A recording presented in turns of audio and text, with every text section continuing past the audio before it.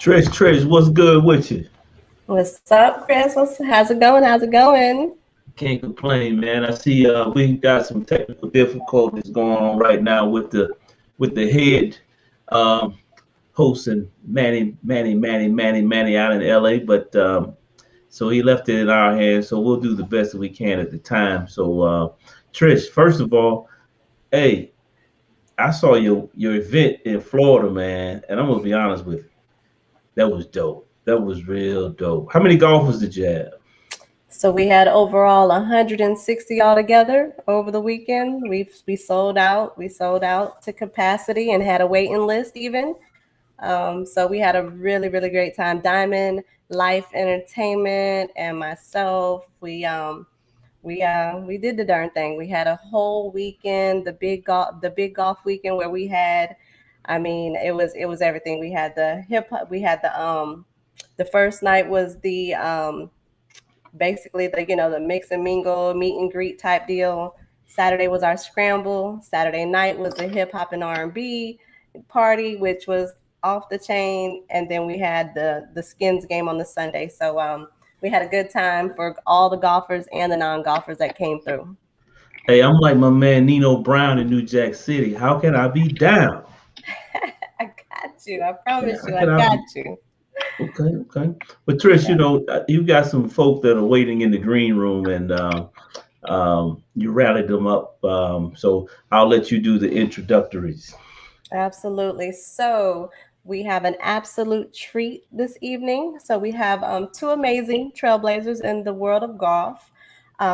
We have Mackenzie Mack and we have Marti Longoria-Potts, who both are affiliated with the PGA and the LPGA, and more.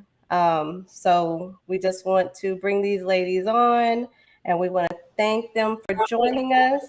And we want to welcome to the golf. We welcome y'all to the golf. Lord have mercy. Welcome y'all to the golf locker room. What's up, ladies? What's up? Hey, Good evening. Mackenzie Mack and Marty Potts. Marty, you What's bad up? luck. You're bad luck with the Oklahoma Sooners. I just wanted to set the tone early. Oh my God. Look, living in Austin, this is what I do Oh Lord, All horns day. down, All horns all day. day, down. That's all day. crazy. Hey, Hi, so Ashanta. what did you So say? And I was saying hi to Ashanta. Oh, no, Mackenzie. that's I no, mean, I'm Mackenzie. Mackenzie. Sorry, Mackenzie. Mackenzie. Yeah, Mackenzie. I'm sorry. I don't know where my mind's at. All How are good. It's all you? good. Good. Thank you. Yeah, so Trish, go ahead. Give us the 411. What's going on with Marty and Mackenzie? No, so we again, this is Breast Cancer Awareness Month, but we're not just highlighting the women just through this month. We plan to continue to do this throughout the whole time that we, bring folks on. But we wanted to make sure that we brought these amazing ladies on to share what they're doing, share their passions, share their journey, share how they got here and where we're going next. So I want to go ahead and we can go with Mackenzie first, and we can let her introduce herself and tell us a little bit about herself and how she got into this game, and then we'll roll over here to Marti to do the same. Well, hello, and thanks for having me on. Um, like you said, I'm Mackenzie Mack, born and raised in Las Vegas, Nevada, and I've been playing golf since I was 7 Oh years wow. old, and I got into it like by chance, really. My mom was putting me and my sister in every sport imaginable, trying to figure out what we can do to get us golf scholarship to help us or get a scholarship in any sport to help pay for college. And we were in a gymnastics class, and she was sitting next to another parent who happened to be the local head pro's wife that said, "Hey, you should bring your daughters to the golf course." And that's where it started. So we started playing lessons as a family, me, my mom, and my sister. Then played tournament golf and played um, competitive junior golf for the rest of my time. So played all across the country.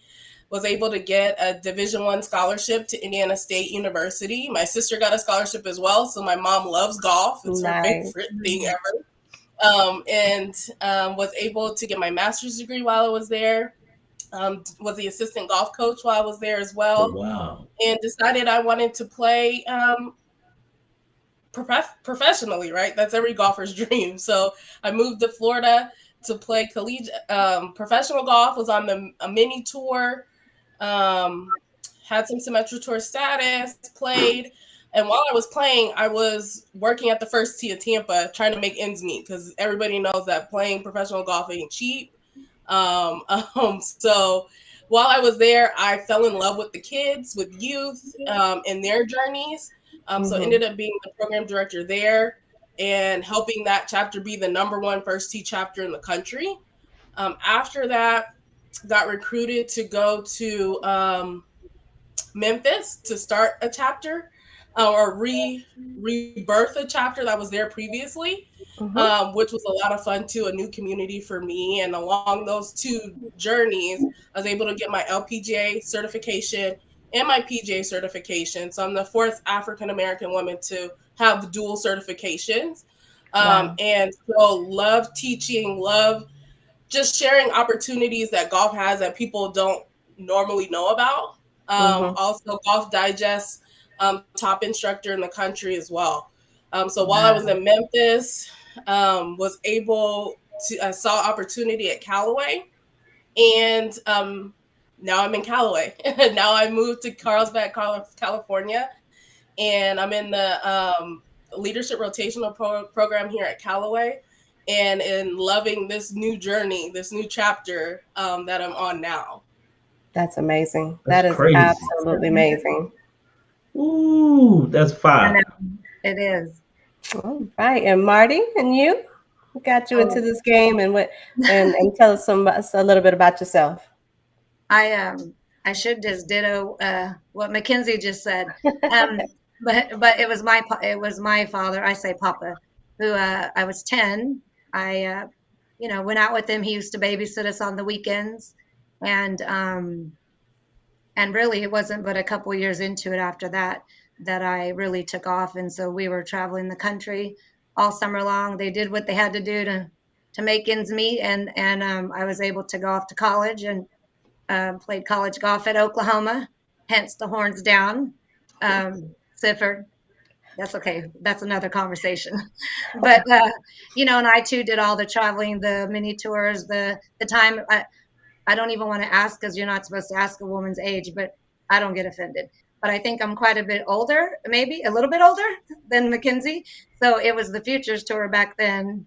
It was other tours back then as well. And you just have that vision that you're going to play forever. But it's a whole nother beast when you go from even if you're a great amateur and great in the ranks, then it becomes your life, and it's like, whoa, now you have to like do this for a living. It was very very crazy. And so I was a part of one of the first program that started in 1994, which was the GPTP. Of course, it's different names now. And I was joined in 97 when I moved out to California. After my playing days were over, I moved on out to San Diego, and that's where I started the business side of golf. It took me many places. Since then I lived out there for almost 6 years, maybe 7 years. I love it. I'm coming back one of these days, Mackenzie. It's my home away from home, as everybody knows. I love it. But I eventually, it didn't take me long. In fact, I say this because, when you pass your PAT, the player ability test, there's not a winner. You just all have to meet that target score. And so I was one of 99, and they were all men. And I was the only one that passed that year, like in 97, out of that group. And it was hilarious. Even my guys, the guys in my group, they left after the first 18 holes. I had to have somebody come be a marker for me. So it was quite interesting. So long story short, I've pretty much owned my own golf range and teaching facility for 10 years, worked with the First Tee, won 2 of the big section awards for, growing the game of golf and youth development. And, I don't say that it ran its course, but, you kind of find your niche, and I still miss the bigger picture. So that's what got me to Austin, was the first tee. And I still teach, I still do, do my part, but I actually am I run all the golf operations at one of the courses here in South Austin at Plum Creek as a PGA member. This is entering my 25th year this month, as a matter of fact. Yay. And I know it seems crazy, but I'll be finishing, because it makes sense, because I should have done it. But as a minority as well, Mexican and Black, I get to, as Mackenzie knows, we get to wear 2 hats, 3 hats, and you just kind of take it. And you get a little stagnant, but there's things to come, and so I'm very blessed and thankful to my papa who started this whole journey. Yay, Wow, Papa. that's awesome. Yeah. Manny, are you back?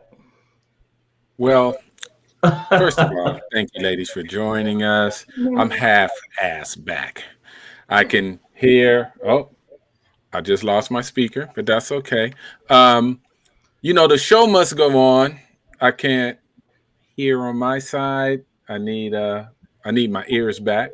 Miss Golf Life, please. There we go. There go my ears, and we're gonna make it happen. There we go. Okay, so. You guys are doing a great job. Thank you, Miss Clark. Thank you, Big Sif. Ladies, you're closing out our Breast Cancer Awareness Month with something special. You guys are trailblazers. I loved your bio. The audience loved your bio. I'm just gonna have y'all still, Sif and Miss Clark. Just keep it moving. I'm going to listen, but be quiet for the most part, and I'm gonna let you guys go ahead and ask a question. Usually this is the part of the show where we just dig deep into both of you individuals, because you both so special, both accomplish so much. So we're gonna let Trish and Sif start asking questions, but it's ladies month, so Miss Trish, you start off with the questions. Ladies, let's get some hot air horns going too. We got to give props out always. So Miss Clark's Golf Life, start with the questions, please. All righty. So, ladies, and either one of you can answer the question. So you're both PGA and LPGA professionals, or I know, Marti, you're working to complete your LPGA professional for your Class A. So for those that didn't join the call where we had the other LPGA professionals on, could one of y'all explain to us the difference, or what it is to be an LPGA professional, and then and what made you decide to do PGA and LPGA? I can do the PGA, and since I'm what I was saying earlier is I should have done it a long time ago. I've enrolled in it many times, and I just life gets in the way. So I'm actually will finish it in April anyhow. So as a PGA member though, and Mackenzie I don't know which one she did first, but either one, you actually kind of bypass the whole program and just go straight to the end. There's just a couple of videos and other things you have to do. So that's what I'll do from January to April. But for me, I guess at the time, it was very, women and getting into golf in the industry at the late 90s, it was kind of just very, very new. And so I just knew on a business perspective and on that side of it, it was better for me to go that route first. Was a little bit more, it was more intensive. It teaches you the whole industry, not just, zero in more on the teaching aspect of it. So for me, that was more of a why I chose that route first. And I really just never looked back. Okay. Mackenzie? So I think the first part was what's the difference, right? So they're pretty, to me, I think they're very similar. It's just one, the LPGA is focused on women only, and PGA is both. And then to clarify, I get this a lot too. So PGA Tour and LPGA Tour, or a golf professional versus a professional golfer, right? So a golf professional is kind of where we are now. And so we're working in the industry. That's a golf professional versus a professional golfer plays for a living. Right. So it doesn't mean that the golf professionals can't play. Well, because there is a playing requirement to be a certified golf professional. So we all have a level of skills to playing, just to be even on that side of it as well. So playing is a key component to both sides. I actually did LPGA first, and then I did PGA. I went back and forth because I was started PGA and then went and got my master's degree instead, and then I circled back, and then because somebody told me that it was cheaper to go LPGA than PGA. Yeah. So, which it is. So I'm glad that that little birdie dropped that knowledge on me so I could save some money. And for me, education is always key, knowing as much as I can. And so to know as much as I can about golf, those are the two degrees, golf degrees, quote unquote, that you can get. So I just wanted to know as much as I could. Okay. Okay. Awesome. Good stuff. The air horns. The air That's horns. the air horns. Guess what? You're back. Back like I never ever left. Back like I Man. never left. I can hear everybody. All right, I'm excited about that. Thank you, I can Jesus. finally get involved. Sif is like, thank God. I talk, but I like to talk on my terms. That's the big Sif. The questions was fantastic. Let's just dig. Okay. I did some research on all of you guys. Mackenzie, I've seen something on YouTube where you was like, you went deep into the profession of golf because you wanted to know that when you was in a tournament, and I'm paraphrasing, of course, you had a rules dispute or somebody were trying to mislead you with some of the rules. So you said to yourself, oh, I need to know all the rules, because sometimes as minority golfers, they don't maybe think we take it serious or know the rules, or maybe they want to take advantage thinking we don't know the rules. And you set yourself to be like, I'm going to be a teacher, I'm going to be a professional, and I want to make sure our people know the rules that they're playing. Can you just expound a little? Because I thought that was very poignant. I was very excited about that, because sometimes we all know secret codes, and you know, if it's our group, of course we're the slow ones, but people are drinking beer and parking carts on the greens, but of course it's us that's slow, and we just keep it pushing because sometimes it bees like that, sometimes it shouldn't be. But expound on that, because our viewers, I know it touched me when I heard that, and I just expound on that just a little bit if you could. Sure, absolutely. So growing up, playing competitive golf, oftentimes it was just me and my sister that we saw at these events, and that were of any color at all. So there's many instances where, one, you always knew you were being watched, right? Everybody knew where we were on the golf course. Everybody knew what we had. We were at a 1,000-person tournament, and my sister dropped her head cover and they knew it was hers. Like, how do you know that on, you know what I mean? So just things like that. And they, like you said, they assume that I don't know the rules. And at the beginning I didn't, right? Like my mom, nobody was a golfer in my family, so we didn't know. The first tournament I showed up in jeans and a t-shirt. So we're learning as we go, and I learned early that I was gonna get tried, right? I was gonna, I've had rules called on me that aren't rules. I've had questions that wouldn't have been questioned had it been somebody else. And so I just decided that I'm gonna learn the rules inside and out, so that I didn't have those issues. And early on, people learned that I knew the rules, right? After a couple instances, it was like, oh, we're not going to mess with her anymore because she knows. And so that was really big to me when I started teaching youth, and making sure that rules is number one. Because as long as you're within the rules, nothing can be taken from you as long as you're within the rules.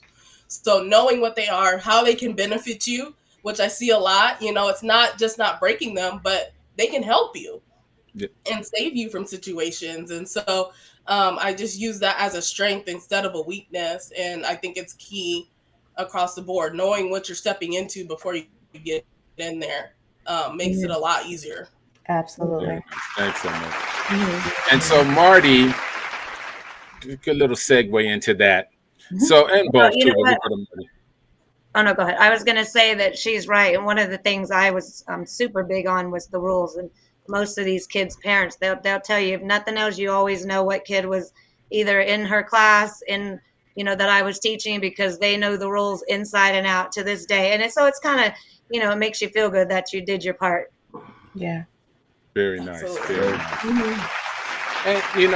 And and all the guests we've had on, we never really dove in to knowing the rules. It's just assumed that we all know the rules, but really putting a hand on really knowing the rules when you guys are teaching these kids or bringing even in these adults, the etiquette and the rules, and how important that is in the overall scope of your learning and your loving the game. Is you must embrace the etiquette and you must embrace the rules. And sometimes the rules and etiquette, they may try to use a few to maybe have roadblocks or make you feel inferior or make you feel like this is really not for you. But no, like both of you guys said, both of you professionals just said, knowing the rules can arm you to go in there and actually help during tournaments, actually help during practice rounds. And that I just thank you guys for bringing that up, because I don't think we've never really dove into rules on this show. Maybe that's another show too. And I would say anybody that wants to learn the rules, go to the USGA website. They've done a great job of updating, especially with the new rules change and making it digestible. And they actually have a hotline. So if you're out on the course and your friend drops it wrong, you can call them and they will answer and give you a ruling on your situation. Right there. So I'm looking at you. I know you broke some. You look like you would have broke some rules. Get him, Mackenzie. Get him. Always break a rule. Get him. You called him, Mackenzie. You called him. You see. Right. I'm not a rule. Mackenzie, he's foot wedging a little bit. I'm not a rule. He looks like he might have tried a foot wedge or two, or an extended length drop. A little something. Mackenzie, I'm not a rule breaker. I'm the only brother at my club, and I've won the club championship 2 years in a row. So that they're looking for anything out of place. Matter of fact, in this past club championship, which I lost this one, but there was a situation where before the club championship, it's marked. Everything that the pro goes out and marks ground under repair. So the next day you go out and you play. So I had a situation. Hole number 16 guy hits his ball right. So he's over here. So I need a ruling. So I ride over, and so he's on some rocks.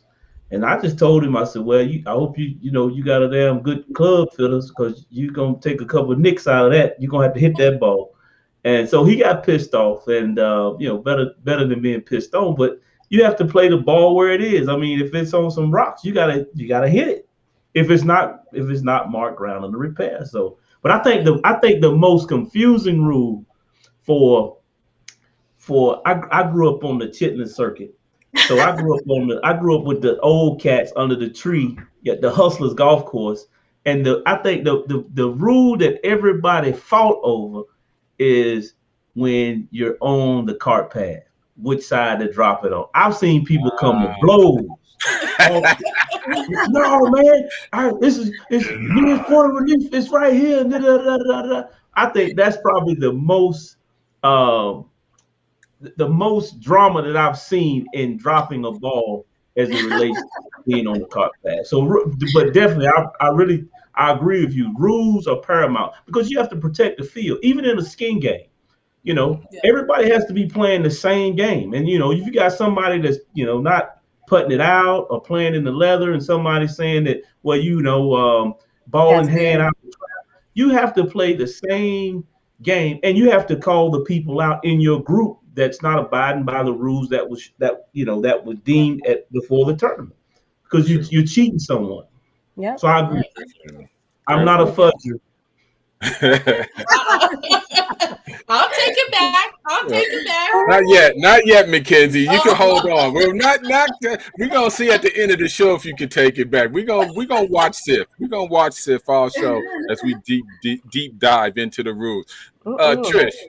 Yes. So I remember when I first started playing golf, I learned by playing with guys. And then so I found out a friend of mine, Miss Dorothy McHenry, she told me about this ladies group at this local golf course where I lived at.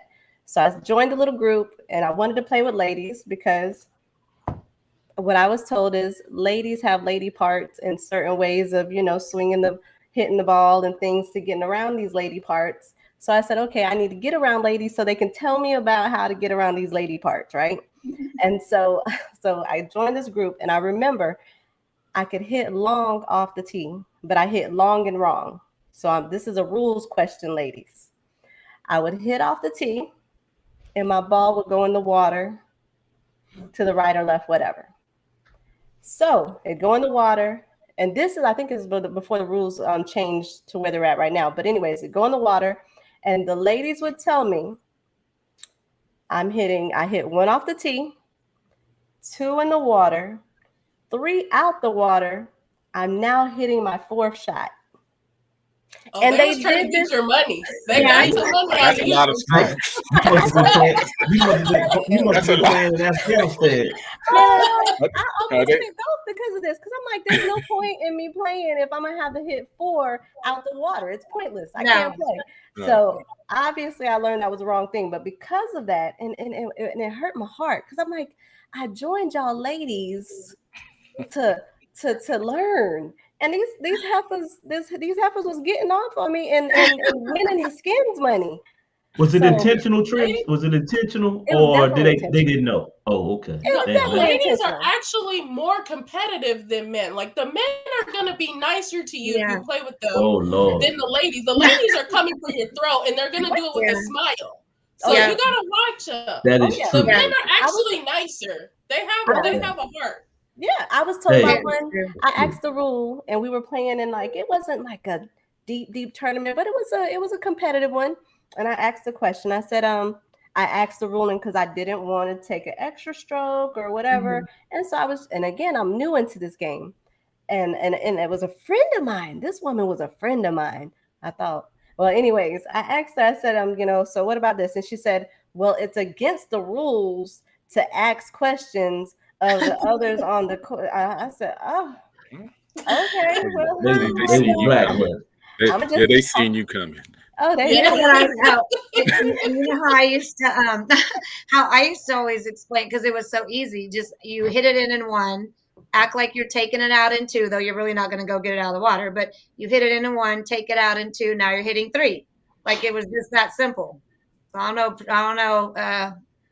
Sister girl, yeah. They got you. But because of that, I did. Yeah, but because of that, that's when I uploaded the UGA on my phone. Like Mackenzie said, there's a phone number you can call, and I even have like a little buddy that he does he's an officiator also, and so I got him on speed dial too. So they're not gonna do me like that no more. And you don't have to know all of them. There's only it's a major ones that come up every time, right? Water. Out of bounds. Maybe hitting the wrong ball. Cart path. Like there's only a handful of things that happen on a regular basis that you really need to know. Hey, but they tough, Mackenzie. But the thing is, like say for example, with the new rule that you hit it OB, and so now so guys automatically when they hit it OB they bring it out to the fairway. I said guys, that you have to actually make that it's got to be a local rule, and you have to deem that before we even start. Either with your foursome or whoever's the organizer of that group, you has to deem that before we start. You just can't do that, and so you guys get pissed off. And next thing you know, they bring the knives and the guns out. Oh my God! It's time to go. I play with MC Ring. Who you playing? I play with MC Ring out there.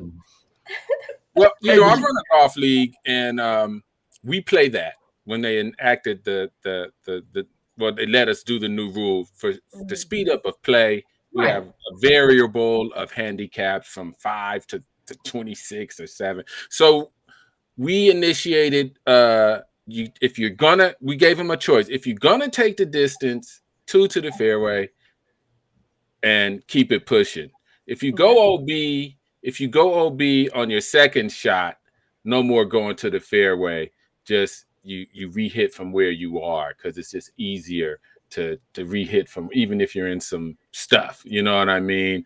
But we do that known for the whole year, you know what I mean? It's in our policy, it's in our policies and procedures.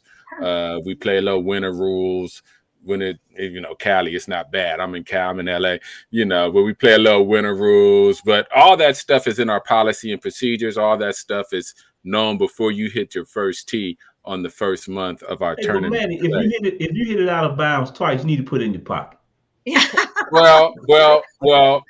That's not true. We're gonna put something in our pocket. It's just gonna be their money. They're gonna keep it. They could be hitting 12 off the. And this is what I tell my guys. I'm like, you win OB the first time, right? Just take 2. Your best hit is gonna go where you're hitting 4 at. So, but it's not guaranteed. Right. If you re-tee it up, you're gonna be where you at now. So take your ass down the thing. I know it's ego, but go on down there, drop your 1 and 2 and hit your 4, and keep it pushing, because you can be hitting 8 or 9 with the blink of an eye. So going down, this is supposed to be fun. You know, nobody's professional. They made certain rules to keep it fun. You know, you got some ego guys, because maybe before that rule option was available, you know, we had a guy hitting 12 off the tee. See, and it was crazy. Money involved. And I'm like, I'm like the president of the golf club, because I'm sitting there like, move it along, fellas. I know it says he's hitting 13, you know. They're like, nah, it's points involved. And so I'm kind of glad they made that rule, because we do spins and we do year-round points. Every stroke counts. From January until October. Every stroke counts in our league when it comes to the championship. We run like a FedEx thing where you can deduct 15 or 20 strokes, depending on how many points you get on the overall 2-day overall net event.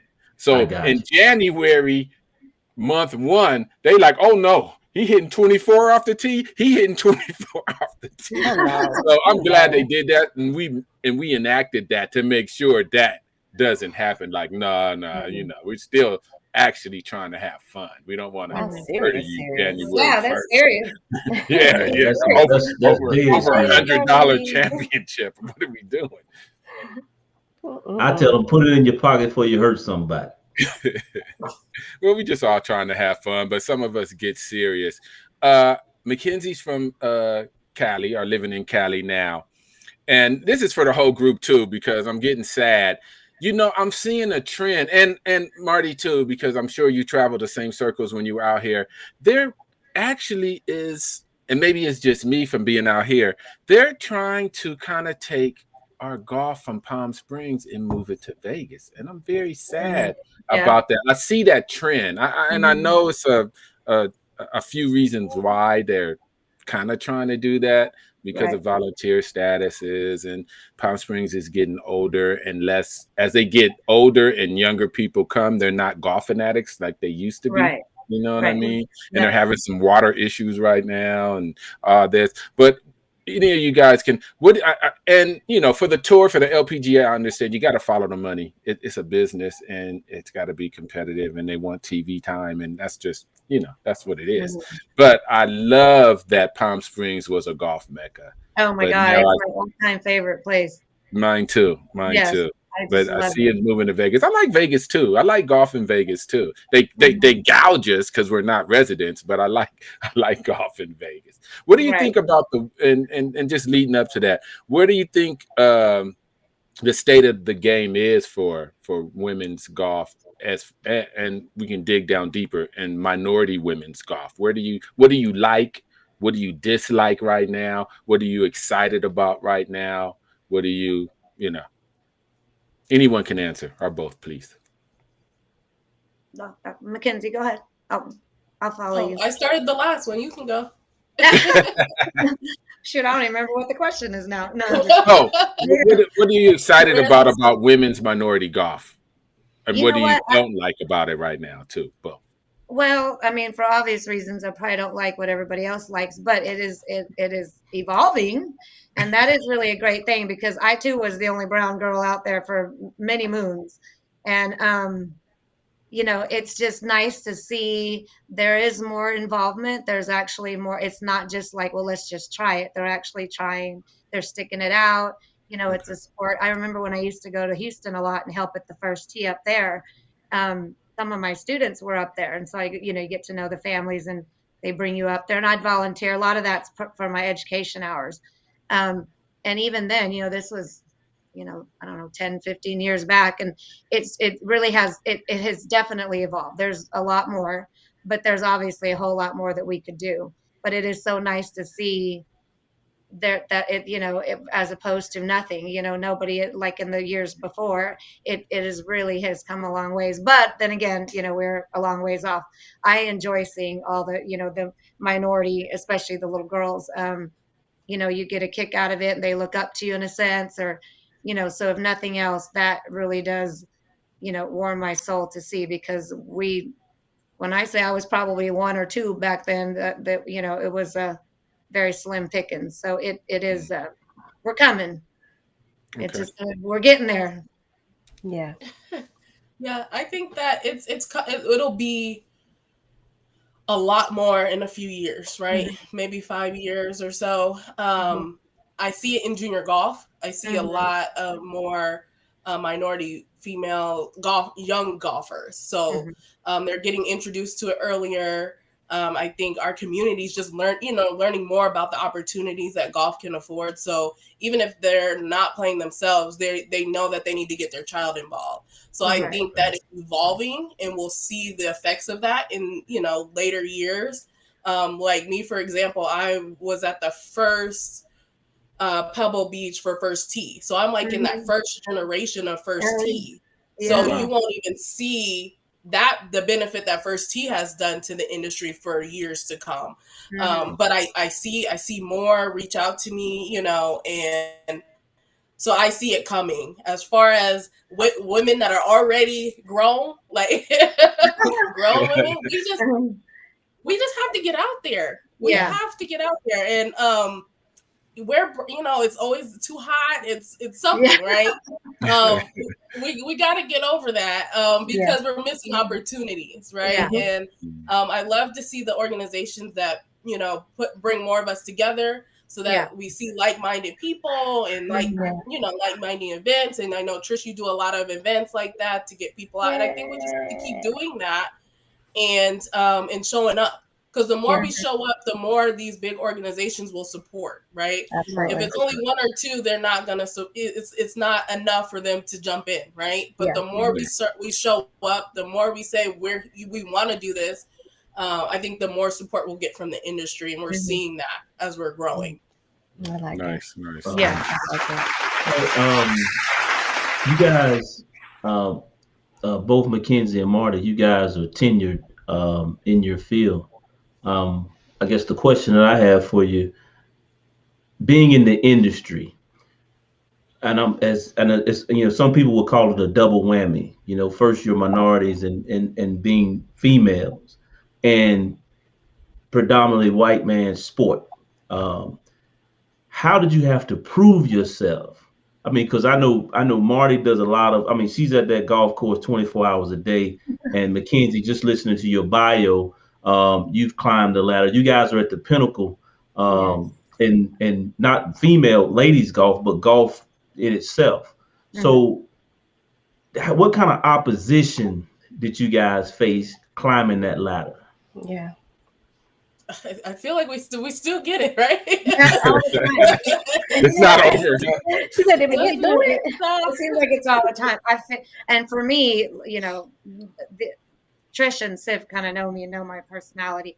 For me, I wouldn't say I relish it, but don't come at me, because you're going to be sorry, or like you're going to get quite an earful. And it's a constant. Or they're shocked, for one, maybe because they have a boy's name as well. It could go either way. So they walk in the door and they're like, well, we're looking for Marty, and the first thing they're like, like, whoa. And then you see the whole dynamic really shifts, and the questions, and when it's starting to be brought up, or you can see the difference in their attitudes and whatnot, their demeanors. I almost like that, because I'll be the first to throw a jab, and I'm proud to be who I am. And don't get me started. Just like we don't talk about race and politics at work, same difference. It really, you almost are. You look forward to it in a sense. Mm-hmm. If that makes sense. Yeah. Shake them up. Shake them up. There you go. Yeah. Yep. Yeah, I think unfortunately I think the sad part is that we're expecting it, right?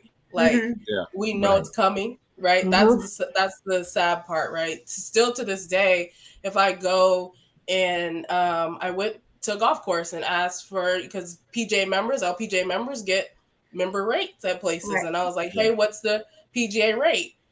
Oh, well, you have to have a PGA member with you. Well, why would I be asking you about So, like, for that reason, I always carry my cards with me. Because I always get stopped at events, at courses, at everywhere. And me being a little younger, I'm pretty young for how much I've done so far. And I get that too, because everybody's younger, right? How could you possibly know what's going on? Like, I constantly have that.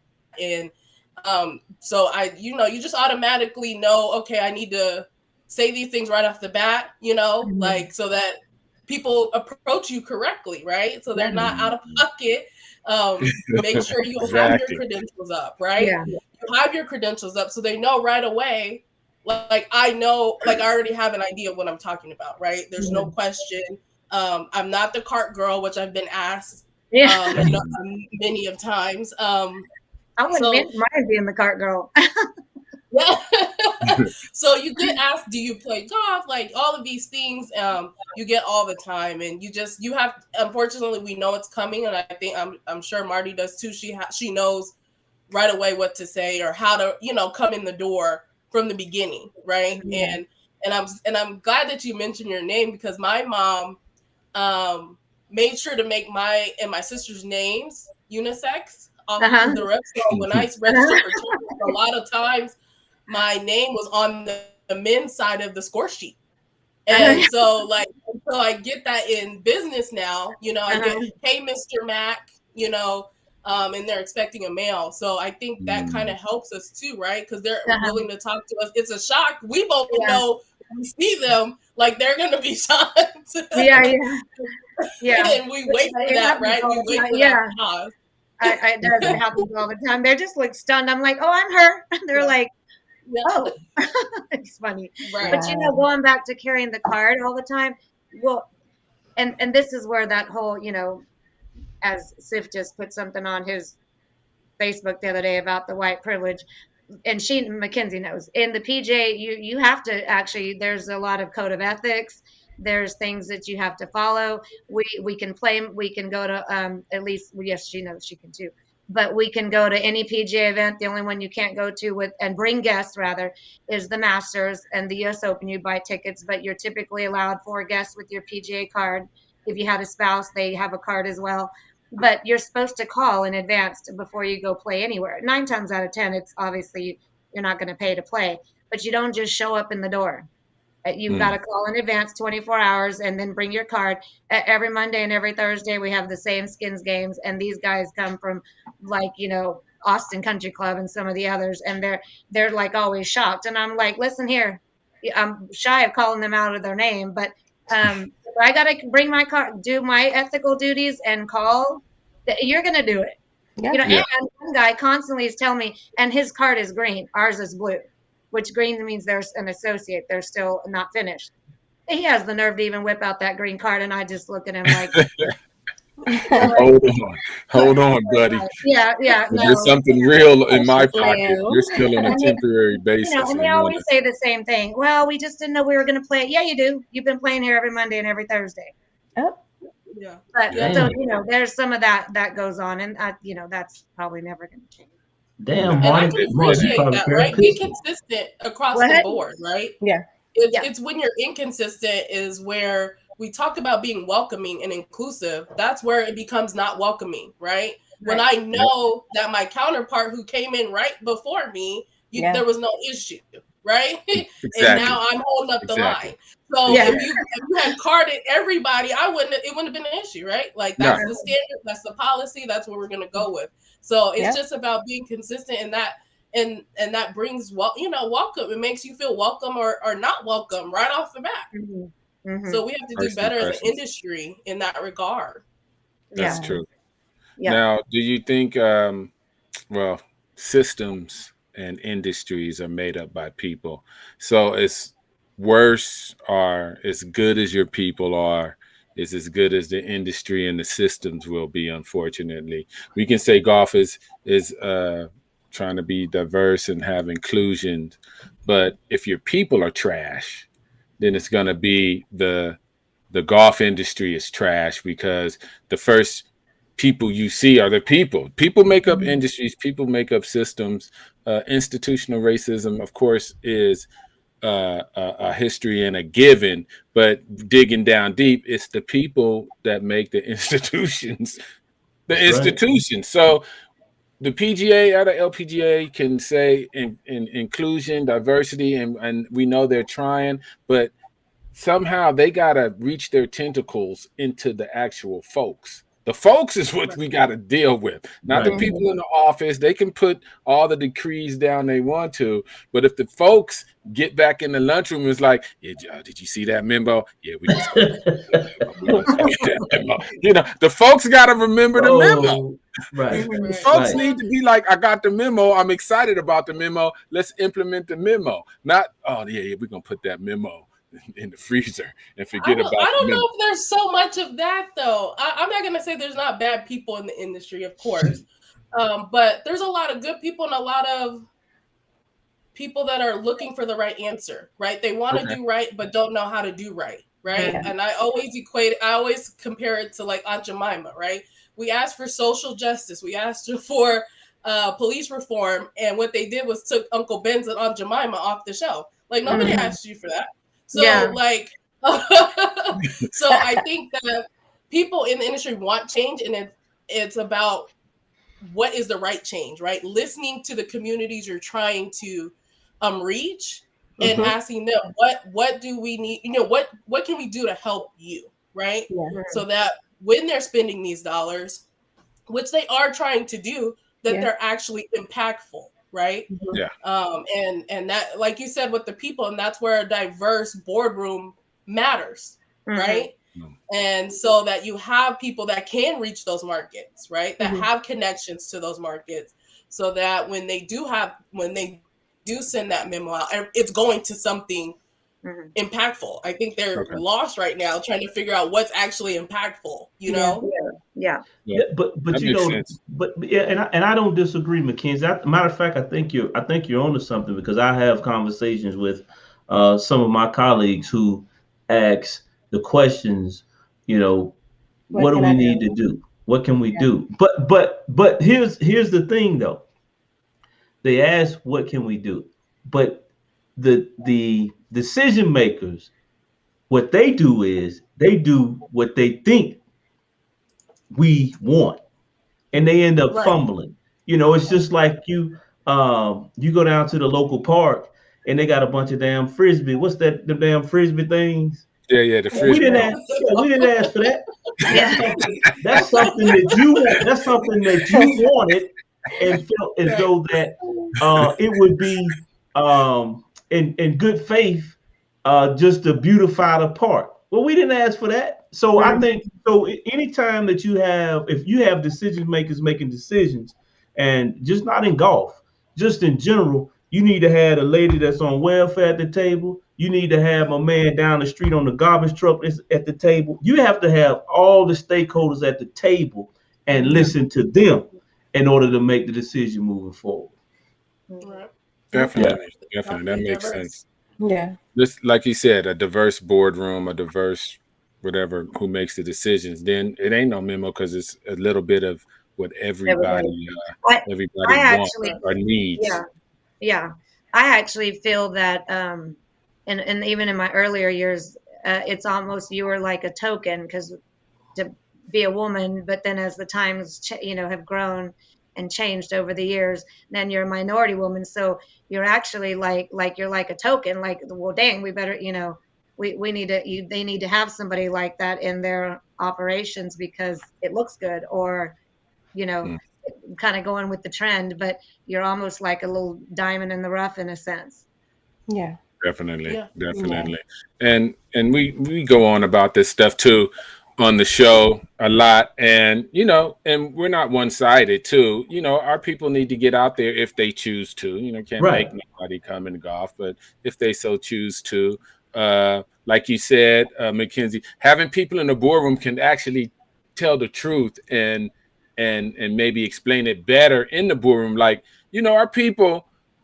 our people in general like golf because it's a youth thing. It's a lot of competition for youth. It's a lot of competition for hours and dollars into an industry, whether it be soccer or golf or whatever. It's a lot of money into that. So I think if we like, okay, our people need to be involved, like in a first tee, or if they see more of us, they get involved, or so if our people are in the boardroom and they can tell to how we should bring in youth and how we should bring in even regular people into the golf industry, I think it'll just be a little bit more, like you said, impactful, instead of like buying frisbee golf catchers and putting that in the market. Like, hey, we got about 10 frisbee golf catchers. Yeah, I didn't know what the hell that was, man. I said, man, it's pretty big out here. It's pretty big in California. It's pretty big out here.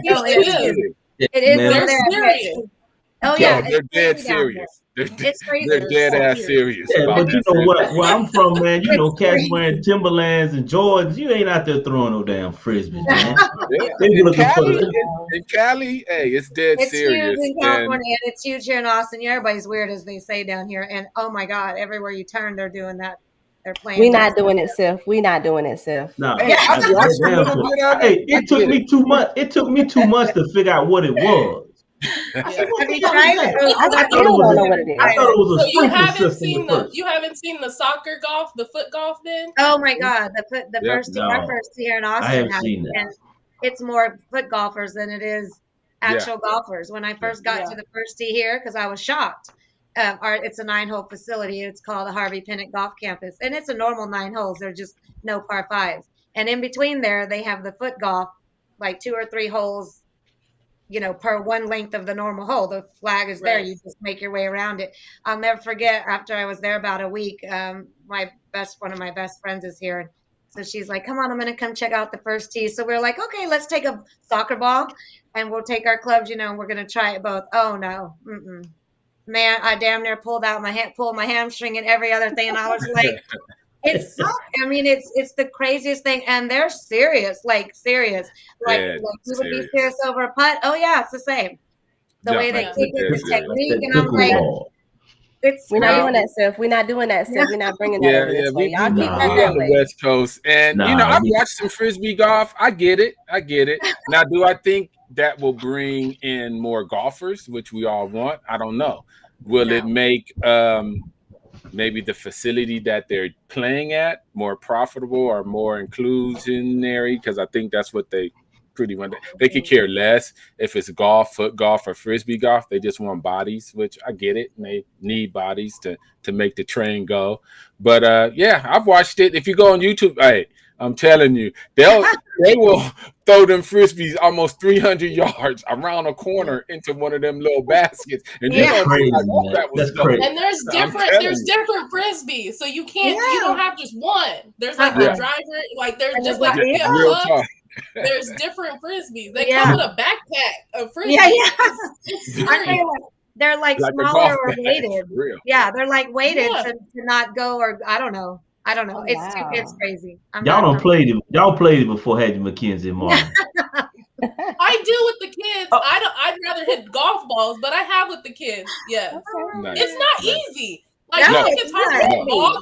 200 yards? You have to throw a frisbee 200 yards. Yeah, It's it's hard. crazy. It's hard. I With a can't go. draw or a cut. Yeah, With a yeah. draw or a cut. I can't go out there listening to Tupac throwing frisbees. Hey, I have a question though. I have a question, and I think I have, two people here that can answer it. And it's, some people are going to be on one side and some people are going to be on the other. You both are, and I've heard great criticism on both sides. But anyway, you guys both of you are involved in the first tee. And so there's a lot of people who are on the other side in opposition of the first tee, but you guys are in the first tee. So why does the first tee get a bad name to those who oppose it? Do you want to start, Marty? I'm not saying nothing. She's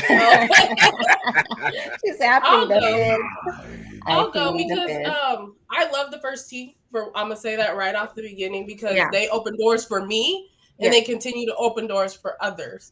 Yeah.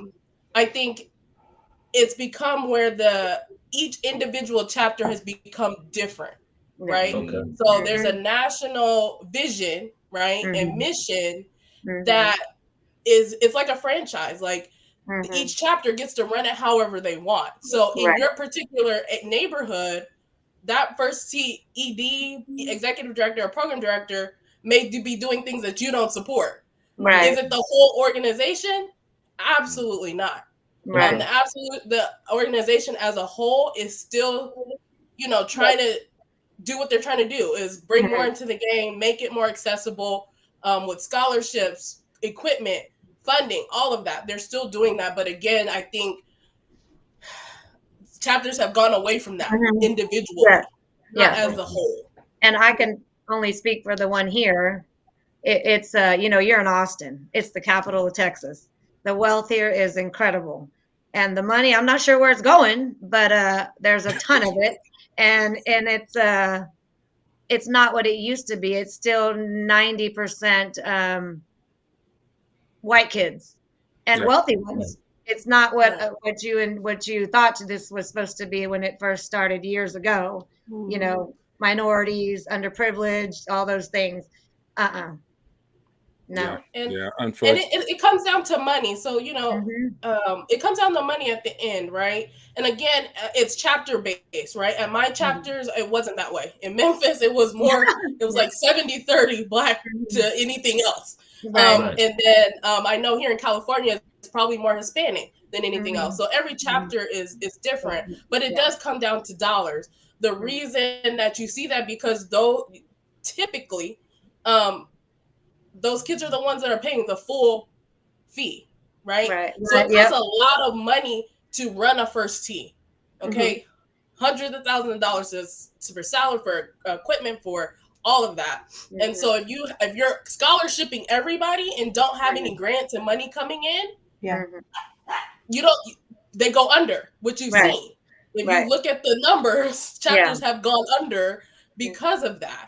And so the ones that are staying strong are the ones that are bringing in money and have big donors and big money coming in. And then it's about the leaders making it a mission to go grab those other communities, which are not easy. Like it's extra work. Like it's a passion of mine to make sure that minorities are involved, but I have to go into that community, right?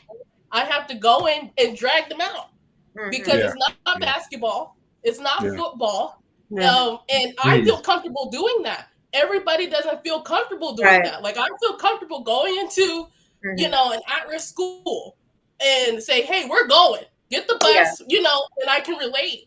But everybody can't do that. So then they're trying to function. How do I get in there? How do I reach that? So then you have people running that don't know how to reach them. Right.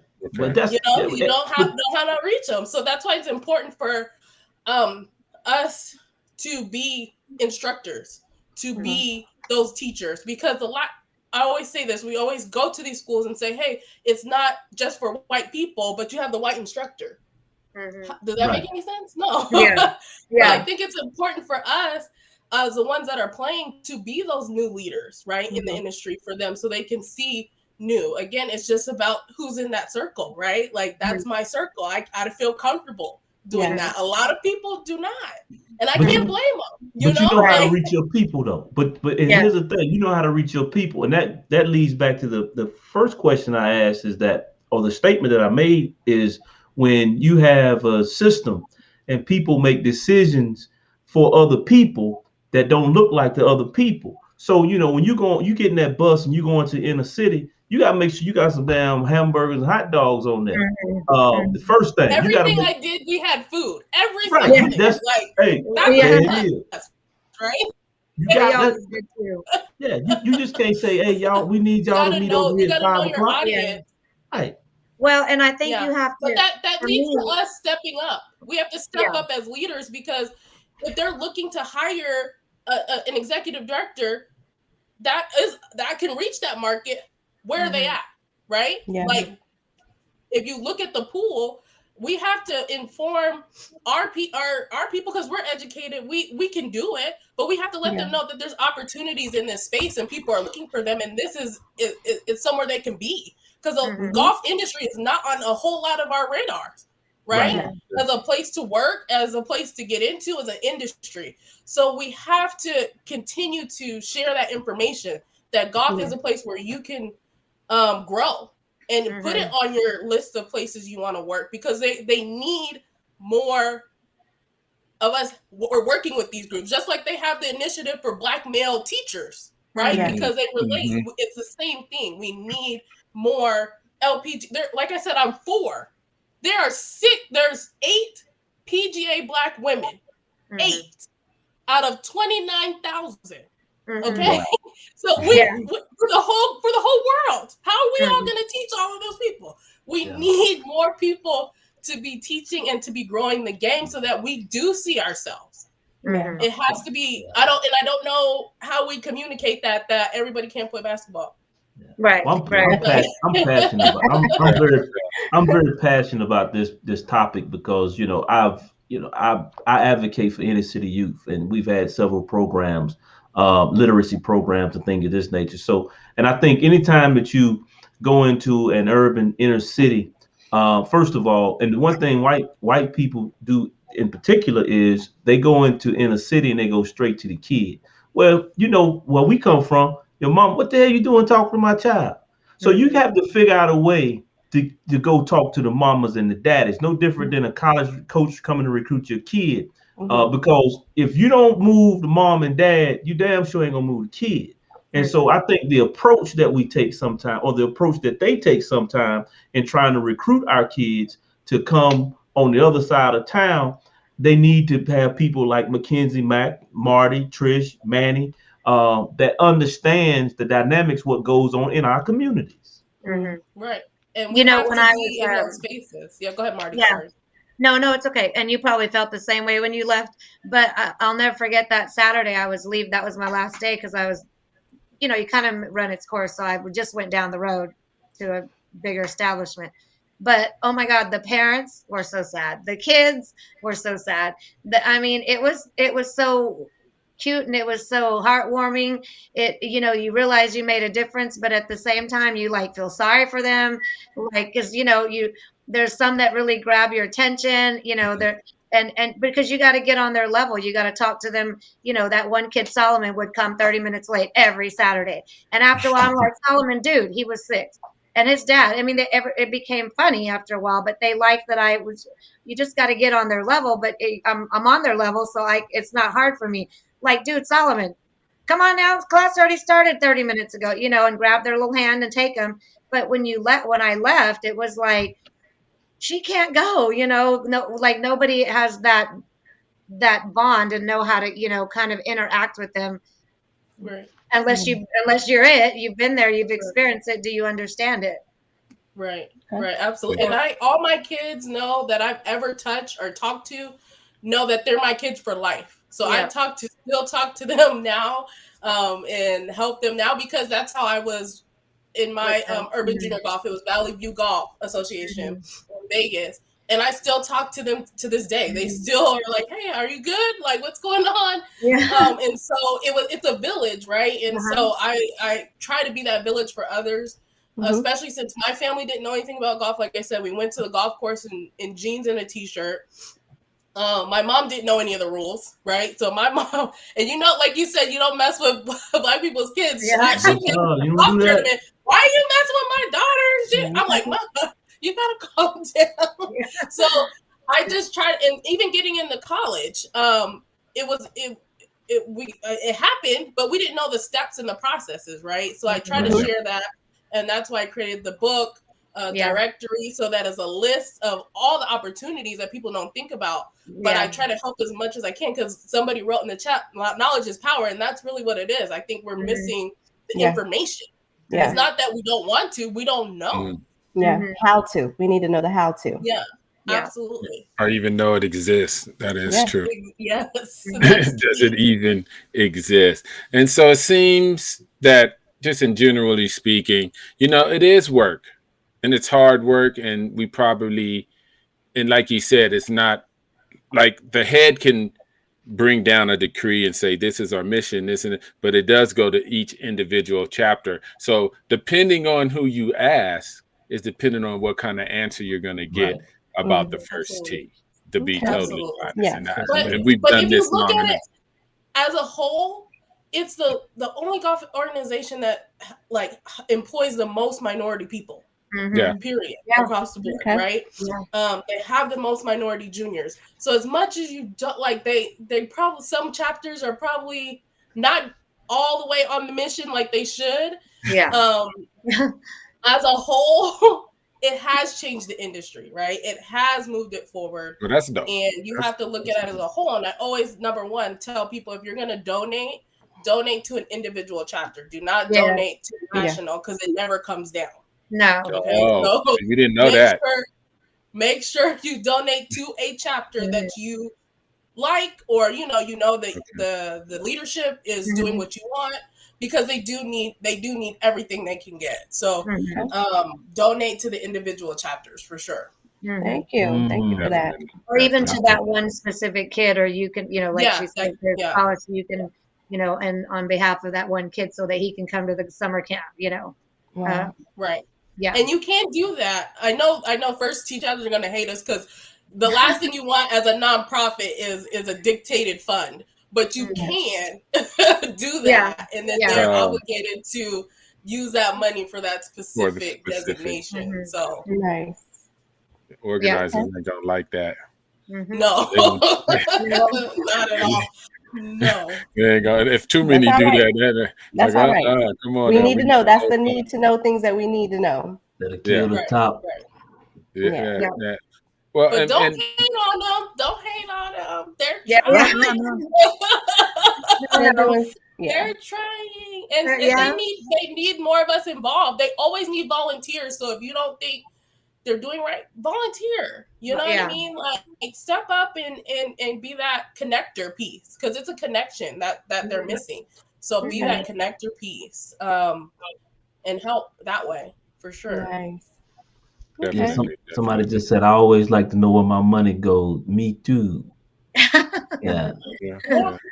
Or at least, and always ask and see where it's going. And if you don't see it going there, don't continue. I say that for any nonprofit, make sure it's going to where you want it to go. And you guys are right, man. We can't hold the organization hostage, because it's almost like if you don't feed one kid, if you don't give the food to all the kids, one kid may go home. You know what I'm saying? That kind of situation. So you hold the program hostage, and not let the other kids have the opportunity. So I feel you on that. Well, and knowledge too, because a lot of people are going on bad information. See, a lot of people probably don't know that it's separate. It's together but separate. So you have a leadership core that made the first tee, but each chapter runs itself. You know what I mean? And people don't know that. That's why you get, I love Austin, but I hate LA, but I love Oceanside, but I don't like Memphis, or back forth and forth. Right. And people thinking, well, it's the organization, burn down the organization. I don't know, but it's actually, like we said, systems and folks. The people got to get the memos. The folks, your first tee, and I wish, and I didn't know this to the extent, your first tee is only as good as your chapter in your area that you're dealing with. It doesn't matter if, and then it goes both ways. It doesn't matter if Austin's first tee is great if I'm living in LA, because Austin's first tee can help the LA chapter of the first tee. So, you know, and I don't think people know that. I think it's hard enough, like Mackenzie said, though, it's hard enough to get to try to reach the folks and be like, let's get involved. And then if you have an organization like the first tee chapter you're trying to run, that's hard by itself. And if it's not even geared to bringing folks in, and you're going to make my work double the work, which they should, because I think that was the mission, to bring people in. But, you know, it's still a business for the ones who work there. You know what I mean? So they want to have success. They don't want to have failures. And if going to Crenshaw and Slauson looks like a failure, I ain't going. I'm going to stay in Century City because it's pretty easy out there. Them folks is dropping people off. They shoving 100 in my pocket because I'm babysitting. I'm out. Right. That's really what it is, right? Like it's and it's only a failure because of who's going in there, right? Because I've always had a diverse staff, and I send them everywhere, right? And I try to keep it mixed, but I had an experience when I sent some of the white coaches in to a predominantly black school, and they were having problems. So they're like, Mackenzie, can you come in? Sure, no problem. So I come in. I didn't have a problem the whole day. So I'm like, what is going on? Yeah. So then later I talked to the kids. I'm like, what's going on? They were like, we don't want them people talking to us. And so like they made it hard for them on purpose. Yeah. So and those were my some of my top coaches. It wasn't them, you know. It wasn't them. It's just that the connection, vibe, I guess, you know. I feel that. I feel that ability of being taught, you know, by who they're being taught by. I feel that all the way. Predisposed things in their head about like, I don't want to listen. I don't, you know, and you know, it's a lot. I think it's going to be better. I think, you know, like you guys said, since the chapters are pretty much run by themselves, they just get a core edict from ahead and maybe a little money sprinkled. You know, it's gonna be what it's gonna be at the time it's gonna be, because it's tentacles and you can't just, you know. So hopefully you'll get a great tentacle and bring in a great first tee in your area, and if not, there's other people. And hopefully there's ways to kind of partner with the first tee. You just have to talk first tee talk, right?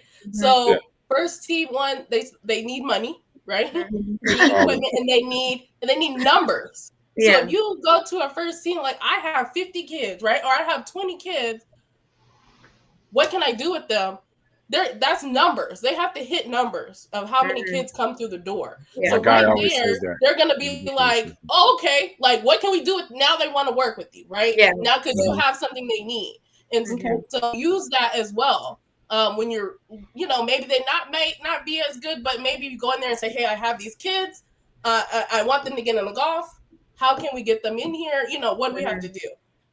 Because that's that connector piece. Again, it's talking first tee talk, just like in business, right? You talk the what do they need? What's going to perk their ears up? And I know when I was a program director, if you said you have 50 kids, I'm getting them in because I didn't have to do anything, right? I have the coaches, I have clubs, I have the facility. Like you're in, like, and that's the thing with the first tee is that they bring the resources. Unfortunately, they have you know, they have access to things that a regular green grass wouldn't have, a green grass or urban group wouldn't have access to. So you got to use it to your advantage. Okay.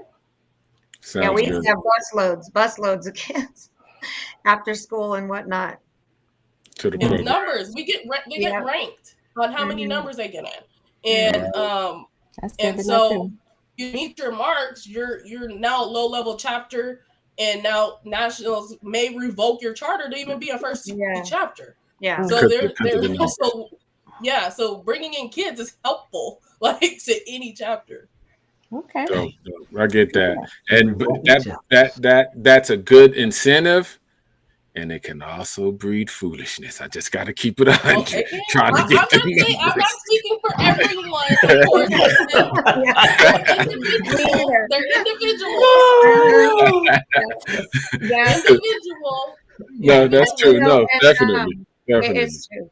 I've had this conversation. That's why I was like, ooh, I think I've probably said some good and some bad. Sif and I have talked about this before too, but it's like, I don't know, okay, yes.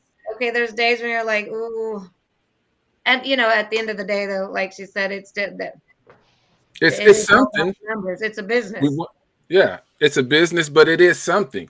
And it is a real, just to be honest, everything has its stuff. We'll just call it stuff. Everything has its stuff. But it does actually have a doorway to golf, which we never had before, really, to be honest, a real, true, structured doorway, unless you was lucky enough to go to a course and your uncle or your dad or whatever knew how to play the game and brought you in and stuff. It's just another doorway to bring our kids into golf, thank God. And that, I think that's the point. Well, I have a question for you guys, because Sif, I feel like you're a first tee hater. So if not first tee, then what? And I ask that because there's always, we have people that are looking to do new things. What does that look like, right? We have to be solution minded, right?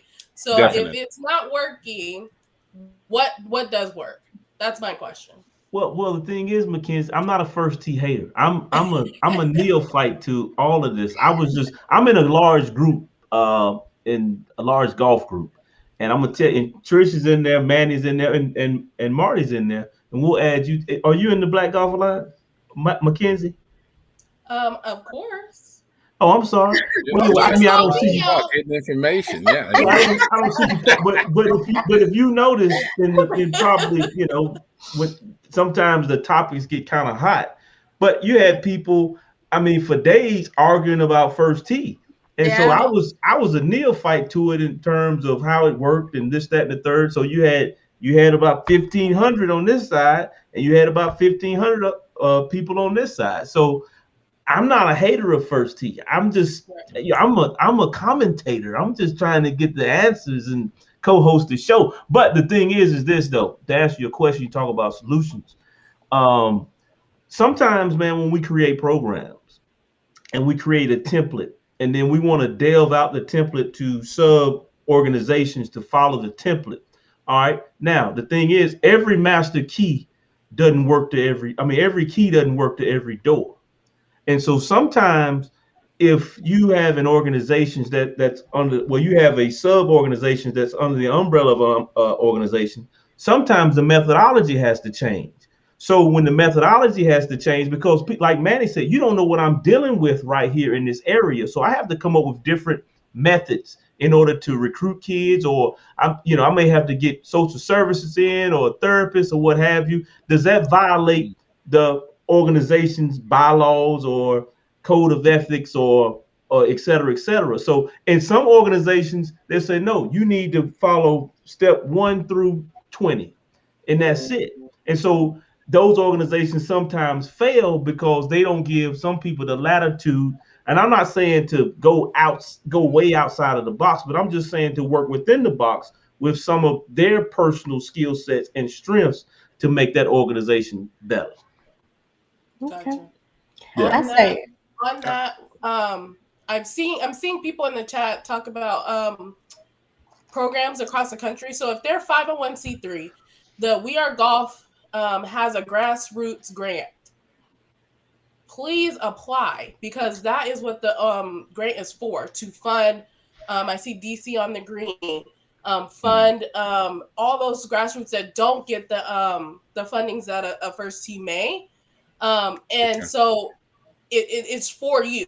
So and I'm on the committee for that grant, and it's up now. I think it's closing soon, so please go look at it. It's on We Are Golf's website. Up to, I think it's $10,000. And this is the second time we've done it. So we did it earlier this year and gave out money, and the plan is to continue to do that, to fund the smaller groups, to kind of help with, if you're in an area that your first tee's not supporting you, but a smaller organization that with a little bit more funding could do, what you need them to do, please send them there so we can help. Okay. And we have that information. Mike Cooper sent that over, so we can share that, Manny. Good. Okay, well, that's dope. And it's that's a good thing. I wouldn't say, I hope I can say nobody on this podcast is a first tee hater. I think we're still ignorant to how it works, and I think some people got sold, and they could have been misled and didn't do the research themselves, because when you're in a big Facebook group or something, sometimes we just talk and not do research like we should. You can Google that it was a program to help minority kids, not a program that could help minority kids, a program that was specifically set up with funds from the government to help minority kids play golf. That's what a lot of people think. I know that's not the truth, but that's what people think. So they're coming to the argument with that mindset. Well, my taxpayer dollars done bought the first tee, and my kid down the street ain't getting help. They really don't know that it's not funded that way. You know what I mean? And I wish people, even yourself or people in the first tee, would explain that it's not it's not like the park and recs that you pay your house taxes and you get a park. You know what I mean? The first tee is not funded that way. And they will have probably a better love and understanding for the first tee.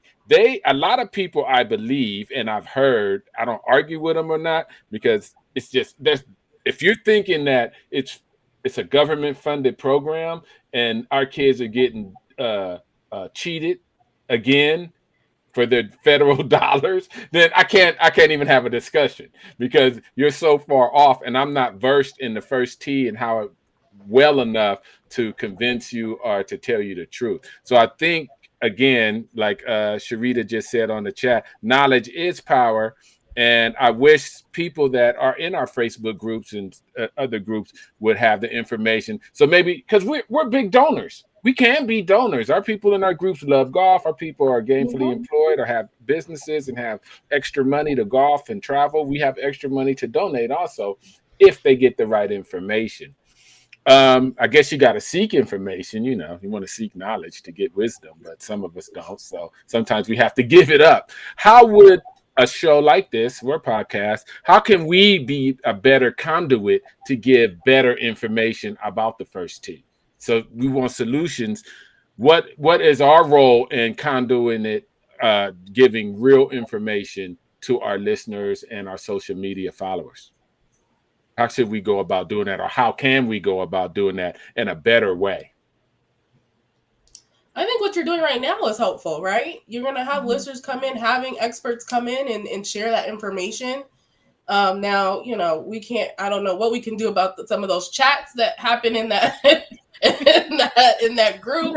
Well, that's not us. I think it gets a little scary to the point I'm sure experts don't want to jump in, sometimes I want to, and then I'm like, no. Don't do it. Don't do it to yourself. Be honest. Don't do it to yourself. Don't even do it to yourself. Because Obama had gave like $4 billion to Mackenzie, and she ain't getting the black people to play golf, and she got federal money. That's what kind of argument you'll end up with. Crazy time. I can't do it. I can't. No. But I think this is helpful so people can see who you're bringing in. So maybe if, they see me and Marti in the group now, they'll be like, okay, I know that, she has a background in this and that she may know the correct answer, right? So I think that you guys just keep doing what you're doing. Yeah. Hey Trish, what's the sister we had on, was it the week before last? The sister with the dreads? Jamie Taylor. Jamie Oh, Taylor. Yeah. So the thing is once I learned Jamie's background and what she's doing, and she's on the inside, just like you, Mackenzie and Marty. she's See, a silent killer. Jamie's a silent killer. I That's have a right. I great like deal of silent respect. killers. I mean, because I know that the game is in good hands and with you guys, especially what you can touch. So when she explained to me what she does and her background, and being on the inside, I got the utmost respect. And to be honest with you, I'm gonna take it, for fact, because you guys on the inside and haven't spoke to you. But a lot of times, man, we don't know anyone who's on the inside, so we speculate, and then that's when those conversations get sideways. But when you like the sisters that we had on a couple of weeks ago, they're on the inside, and so now I'm sitting here talking to sisters who are on the inside. So I'm taking that as face value that they're holding people accountable. Yeah, Yeah. facts. That's what we try to do. Facts, even if it hurts. Facts is facts. Yeah. You can never So, ever go Sif, wrong. Mackenzie is actually on that task force that they had with the 4 young ladies that was on the call the other week. Yeah. Mackenzie is also on that same task force. Okay. Okay. Yeah, So you yeah. going to the Soul Hound Cup? No, I didn't go this year, but I did go to the Masters this year with the PGA to for that ceremony, and that was awesome. Yeah, That and was the great. task force That was good stuff. the task force I'm speaking of is the diversity, equity. She's And a part of that inclusion. task force. Yeah. Oh, okay. Yeah. Oh, She one of them. okay. She Okay. one of them Inclusion. silent assassins. Okay. All right. Yeah. So yeah. And, and let's not, take a light foot to it. Our guests that come on this show, like the 4 young ladies 2 weeks ago that came on, the LPGA professionals, and our guests today, Mackenzie and Marty, thank God you came. They're speaking from a place of facts, knowledge, and actually doing the work. Right. So anything or any information we would say would definitely come from their direction and their knowledge and their expertise, which is great, which it is true. And that's what I try to tell people. Like, we always wanted to have real guests on, not speculative people, not, that's actually doing the footwork every day. When we get off the podcast today, guess what? You guys are going back into the world and do this work that we want to be great. And they do it every single day. Thank God. And yeah, so we're lucky. We're blessed to have you, both of you guys, on. We were blessed to have the 4 ladies on 2 weeks ago, and we always have an open forum to be like, hey, I've been hearing some stuff in that chat. I think I need to come on. We getting lost. We done took a left turn. We need to get back on the road to knowledge. But I love the groups, though. Let's be honest. That keeps us involved. They do an invaluable job. Again, they do an invaluable job. They bring everybody from all over the country that love golf into a space. Absolutely. That's dope. And then we're lucky enough to have experts to drop knowledge into that space. And then you get a full community of knowledgeable people. Like Mackenzie said, first off, know them rules. Learn them rules. We going back to the beginning, Mackenzie. We got to take it all the way back to the beginning of the conversation. Know the rules. If you don't know them, they're there for you to learn. And the same with the groups, and the same with our social clubs, and the same with our social posts. A lot of it is great conversation. But yeah, like you said, when there's questions, luckily we have some resources to be like, hey, this is fact. No fake news. This is fact, and we're blessed to have you guys. You don't know the stuff you bring us, because, like Sif said, we actually know people that's on the inside. Before, we really didn't have a window into the inside. We would be just speculating, talking about Sif like we hate the first tee. No, I'm just kidding. Okay, we're gonna wrap it up. Any last questions, Sif and Trish? And of course, the ladies, the 2 experts, gets the last words. All right. No, one next. So Marty, do we got any things up and coming in the near future as it pertains to you and your golf life, your golf world? What you got, Queen? Let me think. Well, as y'all may or may not know, a couple of them do, but I am in the process of having surgery next month. I tore my meniscus, and the doctor, it was kind of like I was talked to like a child because of the type of career. So it looks like I will be still active, still doing stuff, but no golf until March. I'm still hobbling along. I'm going to be on crutches for 6 weeks in November, and but you know, I've got some things that I'm working on. I'm really thankful that my specific PGA career consultant is always throwing my name in the hat or throwing things my way. So I'm kind of like, okay, let's see, maybe I'm not done. My one and only is a senior in high school, graduating in May. So that's my my life right now is I'm totally dedicated, but that doesn't mean I can't do things, but I have to be mindful. So I'm looking forward to next year. Aside from that, I guess we're kind of going to go on the lines of Potts and Clarks. You might see us near a city near you in 2022 because we got a little something go. Yeah, yep. Be careful now. Be careful. There's a couple things, but I'm excited because I'm not done with my journey yet, and I just got to kind of wait it out. I figured I got to get my motherhood duties done and my son off to college. So I can have my life. Definitely put you in our prayers. Definitely have you in our prayers. I'm just going to be slaving at work and doing what I can do. That's right. That's right. Yes, thank you. Thank you for having me, though. It's been a pleasure. Awesome. Thank you. Give you a heads up. And Mackenzie, beside getting on Siff, which I thoroughly enjoyed, what you got going in what you got going in the near future? Just working at Callaway and being innovative with that company. And I love working there, and because they are open-minded, they are wanting to do some new things and expand, and to be a part of that has been exciting. And it's a new environment for me. So I'm learning as I'm going too, right? And that's why I like to share. So as I'm going, I'm learning different parts of the industry as I go. So just working with Callaway to be better. And so I encourage everybody that's listening to, one, use me as a resource. I have, email me on every social media. I will respond to everybody because I think it's important. And that's what I'm here for.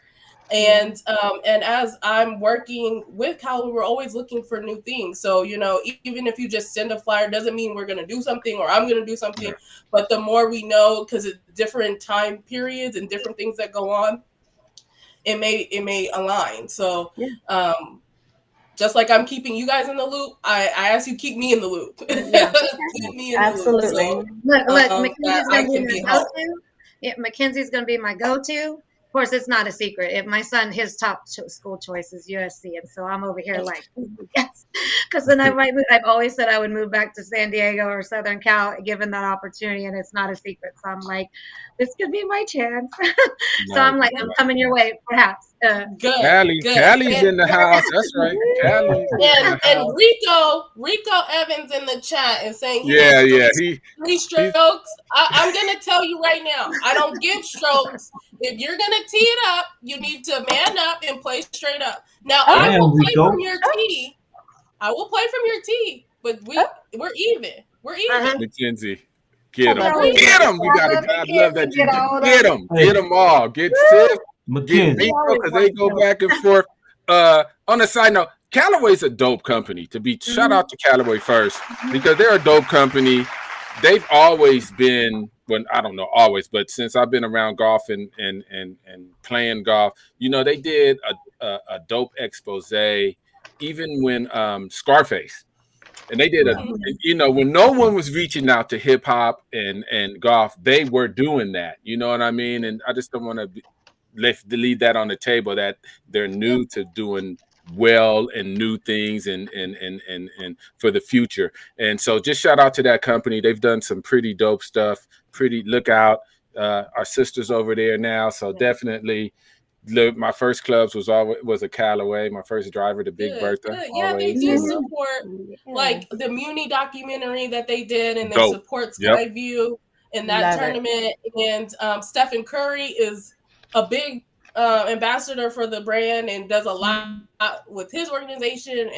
And so, yes, they're definitely always trying to do better, right? And they've always, that's always been in the forefront for them. So, and that's dope. And we got to get flowers when they can smell them, because we always talk about no one supports. Well, we get flowers when we can, especially if they're doing it. Sif, I think at least quarterly, I need Mackenzie to come on to help put you in your place. Look at her. Well, first of all, and hold on, I'm gonna let you go. Let's just think on this, Sif. And Rico Evans, if you're still on there, we're gonna find you too, because let me tell you, Mackenzie got what it takes. Because some of you guys go crazy, and I just like the way she knows what she's talking about, and she's gonna get it. All right, Sif, we're gonna let you go, but be careful. Look at Sif. Well, Mackenzie, I tell you what, I like your tenacity, but firstly, you accuse me of being a cheat. Then, secondly, you accuse me of being a first tee hater. So now the thing is, you responded to Rico when you said that you'll come back on his tees and play him. But I'm gonna tell you what, if you come back on those tees and play me, you bring your pocketbook. So somebody gonna get murdered. Get that money, Mackenzie. You only have money because you're giving it up. I don't give it up. I don't need no cash. I take cash out because too. You're about to give it up. I tell you what. I don't need any cash. I'm not giving up any cash. You take Marty. I'll take Rico. Don't listen to him. Don't listen. You take Marty and I'll take Rico. Well, Marty's on one leg right now. You take Trish and I'll take Rico, and we'll meet high noon wherever you want to play. Manny, you see how he started with the one-on-one challenge and now he adding people? Yeah. But the thing is, I'm trying to help you out. I don't know what to do with him. Mackenzie, I don't know what to do with him. Don't be listening to him. He does that on a regular. Hey, Marty. That could be the next podcast. It could be live on the course. Let's go. Well, first of all, I like that. I'm a couple hundred. Mackenzie, I'll get to you. Matter of fact, man, you make sure you invite her back. I like her spirit.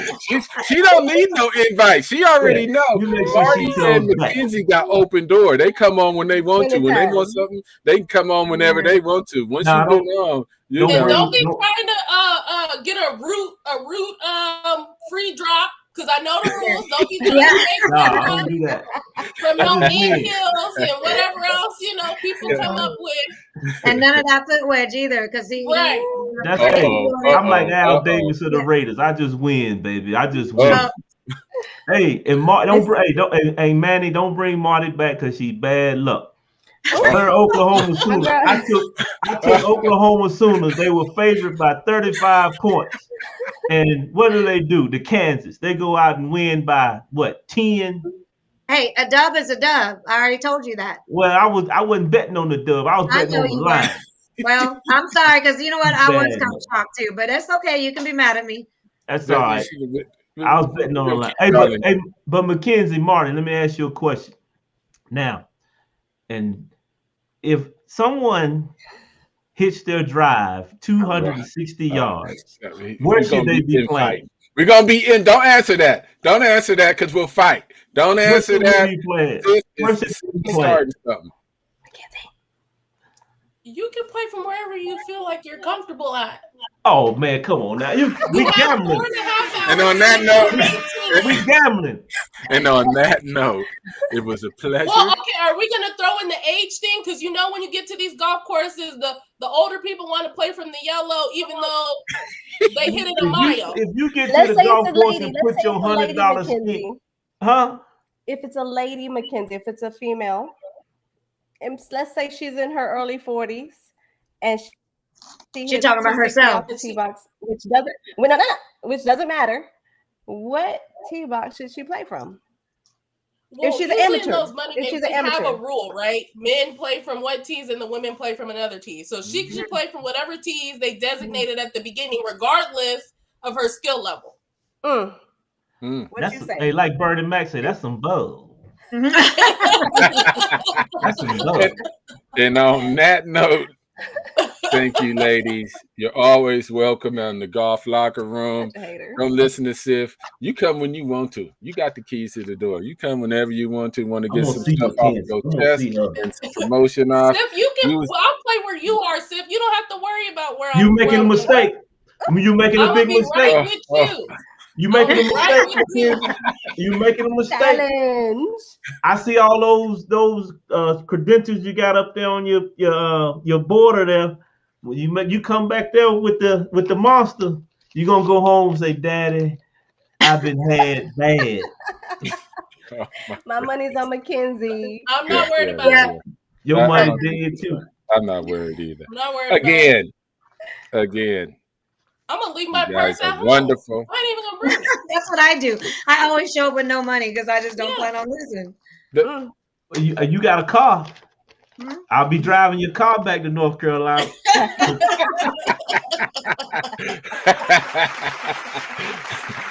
And again, on that note, you guys, thank you. We had such fun. We gained so much knowledge. We love having the experts on. We just find it a privilege to actually have you guys on because we learn a lot. We get the truth. We can spread truth, not mystical facts and conjecture. Again, Mackenzie, thanks.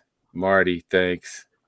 Sif Dog, we're gonna have to do something about Sif. We're gonna have to do something. I don't know what we're gonna do, but we're gonna have to do something. What we're gonna do? Yeah, we're gonna pray for him. I like Mackenzie. Okay, we're gonna pray for him this time. He likes me too. I don't like a lot of people.